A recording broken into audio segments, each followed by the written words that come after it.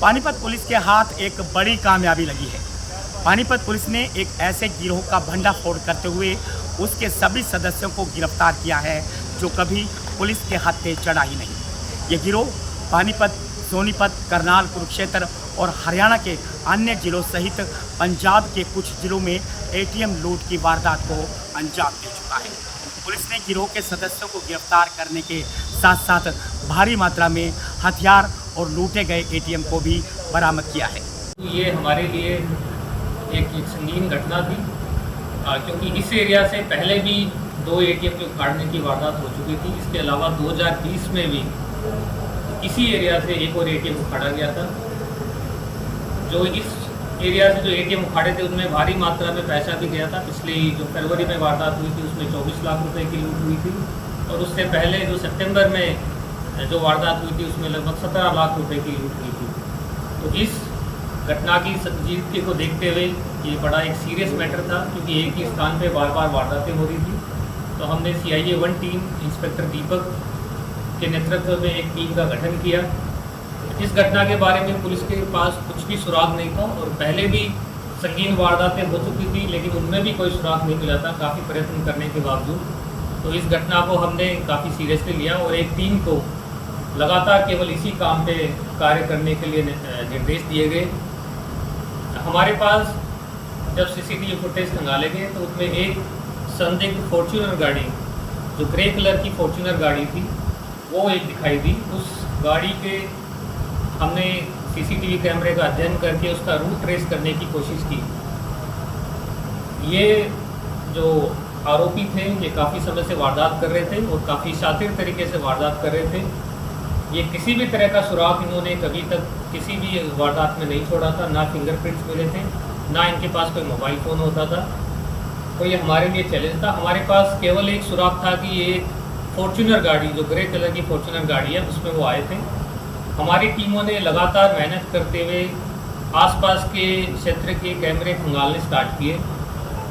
हमारी टीमों ने लगभग 200 किलोमीटर के एरिया में 500 से ज़्यादा कैमरों का 300 से 400 घंटे के जो फुटेज है उसका अध्ययन किया।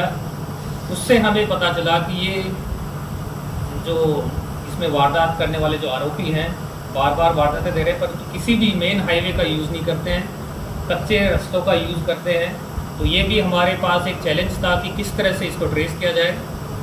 परंतु जो ये इतना CCTV फुटेज का हमने जो अध्ययन किया तो हमें रात्रि का जो फुटेज था उसमें बिल्कुल एक झलक को भी देखते हुए पुलिस की टीम आगे बढ़ती रही, और धीरे धीरे कच्चे रास्तों से आगे बढ़ते बढ़ते अब कुरुक्षेत्र से होते हुए पंजाब के अंदर ये गाड़ी है कुछ एक एरिया में जाके हमारे से ओझल हो गई। हमारी टीम ने लगातार 2 या 3 दिन वहीं पर रहते हुए आसपास के 30-40 गाँव में खुद से मोटरसाइकिलों पे पैदल गश्त करके रैकी करके ये पता करवाया कि एक फॉर्च्यूनर, जो इस ग्रे कलर की फॉर्च्यूनर है, एक शादीपुर गांव है, वहाँ पे किसी एक व्यक्ति ने गांव में एक डेरा बना रखा है। उस डेरे के आसपास एक निर्माणाधीन मकान है, उसके अंदर खड़ी रहती है। उसके आधार पर उस मकान की सर्च की गई। उस सर्च में हमें ये फॉर्च्यूनर गाड़ी ग्रे कलर की वो मिली। उस मकान की सर्च के दौरान कुछ गैस कटर वगैरह भी मिले, साथ में नंबर प्लेट्स। इस गाड़ी पे ये एक फेक नंबर प्लेट लगा के चलते थे। वो नंबर प्लेट जो नंबर था वो वैसे स्विफ्ट गाड़ी का नंबर लगा रखा था, क्योंकि वो फेक था। लेकिन ये फॉर्च्यूनर गाड़ी पे वहाँ जाके इन्होंने इसका नंबर प्लेट वगैरह चेंज कर लिया था। फॉर्च्यूनर गाड़ी को जब खोल के देखा गया तो उन्होंने फॉर्च्यूनर गाड़ी को केवल इसी काम के लिए मॉडिफाई करवा रखा था। जो पीछे की सीटें हैं वो सारी उन्होंने निकाल रखी थी। जो गाड़ी को इस तरह से मॉडिफाई कर रखा था कि कुछ सामान जैसे ATM का जैसे भारी सामान है उसको अंदर डाल के ले जाया जा सके तो भी कोई परेशानी ना हो। हमें बाद में सूचना मिली कि इस फॉर्च्यूनर गाड़ी का जो मालिक है सुखविंदर उर्फ सुक्का, जो इस गिरोह का सरगना भी है, उसके बारे में हमें सूचना मिली कि ये करनाल एरिया के अंदर फिर से वारदात को अंजाम देने के लिए यहाँ पे रैकी कर रहे हैं। क्योंकि इस वारदात में इनके पास कुछ भी पैसे हाथ नहीं लगे थे, केवल 8,000 रुपये का ही नुकसान हुआ था।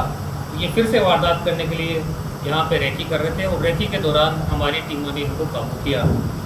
इनसे पूछताछ में ज्ञात हुआ कि इन्होंने पानीपत की न केवल ये 3 जो संगीन वारदातों को अंजाम दिया हुआ है, उसके अलावा भी इन्होंने लगभग 24 ऐसी संगीन वारदातों को अंजाम दिया हुआ है, जो पूरे हरियाणा में और पंजाब में अलग अलग जिलों में इन वारदातों को अंजाम दिया है।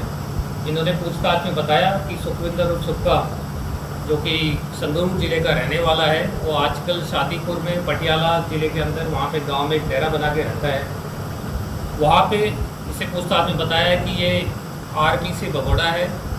1997 में ये आर्मी ज्वाइन किया था। 2001 के अंदर आर्मी को छोड़ के वहाँ से भगोड़ा घोषित हो गया था।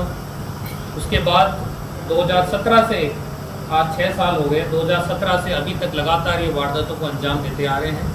2017-18 में भी उन्होंने ATM लूट की वारदातों को अंजाम दिया। उसके बाद ये वहाँ से दुबई चला गया।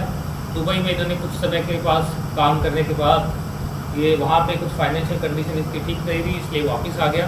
और उसके बाद से लगातार हर समय कुछ समय के बाद में ये वारदातों को अंजाम देते जा रहे हैं। इन्होंने पूछताछ में यह भी बताया कि अपने साथ वारदात को अंजाम देते समय भारी मात्रा में हथियार और कारतूस भी लेके चलते थे। यदि किसी तरह की घटना हो, यदि पुलिस की हो या फिर कोई अवरोध करने का उत्पन्न करने की कोशिश करे, तो उसके लिए भी ये पूरी तैयारी करके आते थे। इसी तरह हमारे यहाँ पानीपत में भी, उरलाना में भी 2020 में घटना हुई थी, जिसमें ये ATM उखाड़ रहे थे। वहाँ पे गांव वाले एकत्रित हो गए थे और पुलिस की टीम भी वहाँ पे आई थी। तो वहाँ पे भी उन्होंने गोलियाँ चलाकर वहाँ से भाग निकले थे। उसके बारे में भी मुकदमा दर्ज है। इसी तरह सालवन गांव में भी, करनाल में इन्होंने एक ATM उखाड़ा था। वहाँ पे जब पुलिस पीछे हुई तो वहाँ पे भी इनसे एक हथियार वहीं पे मौके पे ही बरामद हुआ था। इस तरह से ये हथियार और पूरी तैयारी के साथ ही ATM लूट की वारदातें करने के लिए आते थे। सुखविंदर सुक्का अपने भाई जिसका नाम भूपेंद्र है उसके साथ, और 2 नाबा के, एक देवेंद्र है और एक गुरमीत, ये चारों लोग इन वारदातों को अंजाम दे रहे थे। इनके अलावा इनके कुछ साथी थे जो पहले से ही टोंकी के माध्यम से विदेश जा चुके हैं, और इन लोगों का भी इरादा था कि किसी माध्यम से किसी तरह से पैसा इकट्ठा करके विदेश जाया जा सके। उससे पहले ही ये पानीपत पुलिस के हत्थे चढ़ गए। इन्होंने एक एक करके अभी तक पिछले 6 साल में लगभग 24 वारदातों को अंजाम देने के बारे में अभी तक स्वीकार किया है, जिसके बारे में अभी तक और पूछताछ जारी है। जैसा हमें ज्ञात हुआ है कि इस तरह से इन्होंने करोड़ों रुपए की जो ATM की लूट है उनको अंजाम अभी तक ये दे चुके हैं। आज तक ये किसी भी मामले में अभी तक गिरफ्तार नहीं हुए थे।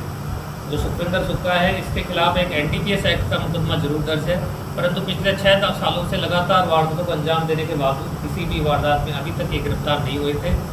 इन्होंने अपना एक बहुत ही क्लोज ग्रुप बना रखा था। ये दोनों भाई थे, उसके अलावा भी जो 2 साथी हैं वो भी भाई थे।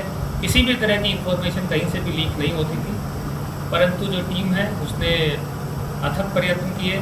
लगातार जो रात की 12 बजे से लेकर 1 बजे तक की ऐसे फुटेज है, उनका केवल एक झलक के आधार पे भी CCTV फुटेज को देखते हुए आगे बढ़ते रहे और आखिर इस कार्य में हमें सफलता मिली है। ये ATM को उखाड़ने के बाद में करनाल एरिया के अंदर मुनक के पास में नहर है, उसके अंदर वहाँ पे इसको काट के इसको नहर में जो ATM है उनको डाल देते थे और पैसे वहीं से निकाल के ले जाते थे। इनकी निशानदेही पे 4 से 5 जो कटे हुए ATM हैं वो नहर से गोताखोरों की मदद से हमने बरामद किए हैं।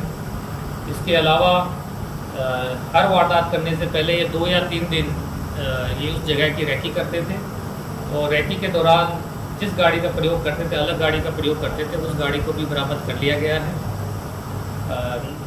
इनसे आगे की पूछताछ जारी है। फिलहाल पुलिस ने इस गिरोह के सदस्यों को गिरफ्तार करने के साथ साथ जिस तरह से काटी गई ATM, दोनों गाड़ियां, भारी मात्रा में हथियार, गैस कटर सहित तमाम उपकरण बरामद किए हैं। वहीं पुलिस द्वारा अब इस पूरे मामले का खुलासा करने के लिए इनसे पूछताछ की जाएगी। देखना ये होगा कि इनकी पूछताछ में क्या कुछ निकल कर सामने आता है, कितनी वारदातों को ये लोग अंजाम दे चुके हैं। इसके साथ ही देखने वाली बात यह भी होगी कि क्या ATM लूट के अलावा भी इन लोगों ने किसी और वारदात को अंजाम दिया है। दैनिक सवेरा के लिए पानीपत से प्रवीण ठाकुर की रिपोर्ट।